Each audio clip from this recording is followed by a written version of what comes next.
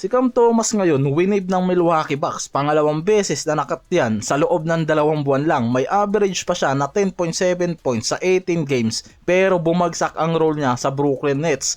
Hindi siya eligible ngayon maglaro sa playoffs habang walang team. May mga report naman ngayon na possible na i-consider ng Lakers si Cam Thomas na buyout target. Kahit may red flag kasi yan, may dahilan kung bakit pwede pa rin siyang tignan ng Lakers ngayon sa buyout Kaya niyang magbigay ng 20 points per game. May mga 40 points game pa siya, kaya pwede nga raw siyang gamitin sa second unit scorer, pangdagdag nga raw sa firepower kapag stagnating ang offense nila, na mismong kailangan talaga ng Lakers ngayon dahil nga masyadong mababa ang scoring output ng second unit nila. Kaya si Cam Thomas, pwede nga raw nilang sugalang kahit may red flag o issue yan sa attitude niya. Parang binabagsakan ngayon ang Lakers ng mga player na may attitude Yan din kasi yung problema ng mga player kung bakit nga nababagsak yung mga yan sa buyout. Katulad ni Ayton, susunod pa ngayon itong si Thomas sa Lakers. Kung matutuloy yung report kasi ng mga analyst, lumalabas pa lang sa mga to yung pangalan nitong si Cam Thomas sa Lakers after na i-wave ng Bucks yan. Iyan yung pinaka-candidate ng Lakers para sa buyout contract.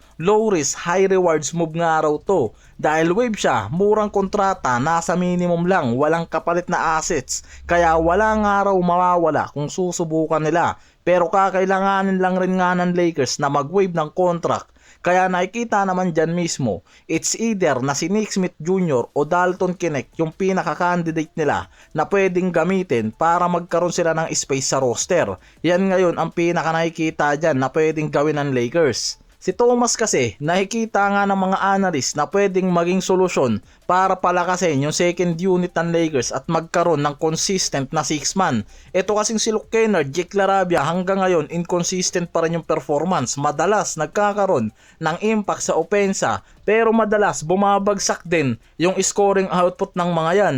Maganda yung sitwasyon ng Lakers sa standing sa Western. May tiebreaker advantage. Nakuha ng Lakers ang head-to-head tiebreaker laban sa Houston Rockets, Denver Nuggets at ang Timberwolves. Dahil dyan mismo, sila ang may inside track para maging third seed. Bakit nga ba importante ito mga pare ko? Kapag nasa third seeding kasi ang Lakers at bumagsak ang Rockets sa 6 seed, automatic matchup nila yan sa first round. Top 10 defense ang Rockets sa buong season, maraming versatile defenders at switchable player, pero based sa actual game at reports, mataas ang turnover rate ng Houston Rockets kontra sa Lakers. Halos 22 to 24 turnover ang nagawa nila sa 2 game ng makatapat nila ang Lakers. Kahit maganda ang defense nila, hindi stable ang offense ng Houston lalo sa playoffs pressure.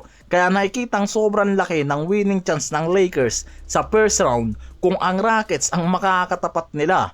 Maganda ang stats ng Rockets sa team offense pero hindi sila elite sa actual na execution dahil wala nga yung pinaka-importanting guard nila, si VanVleet, na pwedeng samantalahin nga ng Lakers. Walang adjustment ang roster nila, mahina ang bench at depth, madaling i-scout at i-breakdown nga raw yung Rockets ngayon sa playoffs na mismong napatunayan ng Lakers na kaya nilang talunin kahit sa road game pa itong Houston Rockets at di lang yan, 2 beses nilang nasweep yan. Kaya based sa mga NBA analysts, malaki ang advantage ng Lakers kontra Houston Rockets sa oras na makatapat nila yung mga to sa first round May tiebreaker advantage na, kaya may mas magandang seeding nga raw ang Lakers. Kaya nilang i-exploit ang turnover at weak offense ng Houston katulad ng ginawa nila kay Kevin Durant.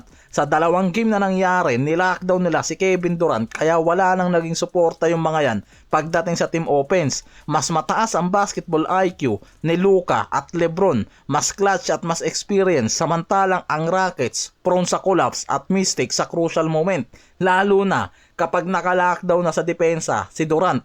Kaya based sa mga analyst na mas mahalaga nga raw ang execution, experience at star power na meron ang Lakers. Kaya mas maraming pabor ngayon talaga sa Lakers kung makakatapat nga raw ng mga to sa first round ang Houston Rockets na may Kevin Durant. Kaya yung projection ng mga maraming analyst, ang Lakers pwedeng makuha ang series 5-6 record. Pwera usog mga pare ko ya. At ito yung matchup nga raw na pwedeng magbigay pa ng momentum sa Lakers para mas maging malalim yung playoffs run nila.